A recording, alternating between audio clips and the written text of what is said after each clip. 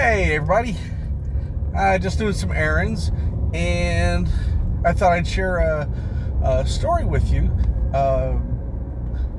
having to do with FedEx, working for DC for a long time.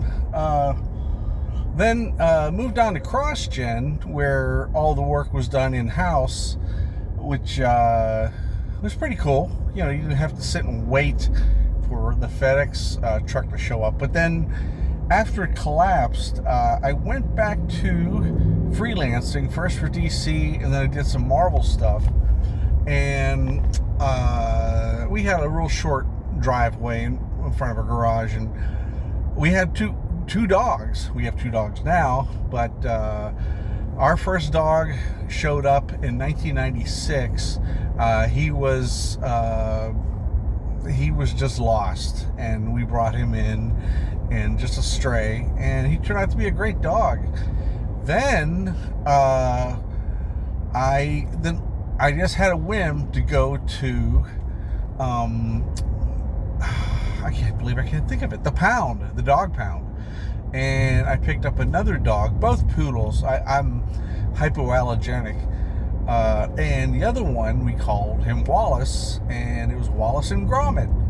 Now Wallace was real rough at first. He was like baring teeth and shit, and he was a little taller than little old Gromit, who was he was part poodle and part I can't think of the term. So Wallace came, and he was a little sickly because he had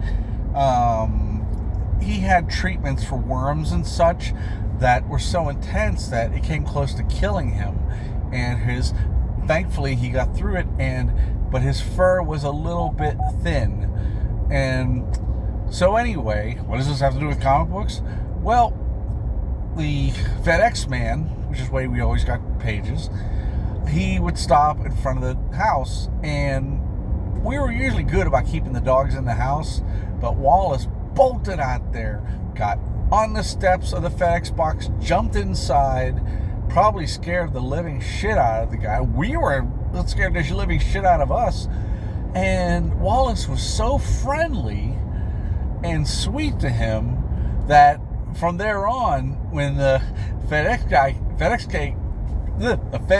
guy came along, Wallace would come over and they would snuggle, and old pals and stuff, and it was funny. It was funny because Wallace was really rough as a pound dog. It took about 2 weeks for him to know that we weren't going to hurt him or whatever. And then he went from being nasty to where I would wake up and I'd be home, Karen would be at her office, her job, and he would have his head cradled right next to my clavicle, and I was like, man, things have changed. But the bit with the FedEx guy was too cool. It was too cool. So anyway, I hope you found that interesting, and I will talk to all of you later. Woo!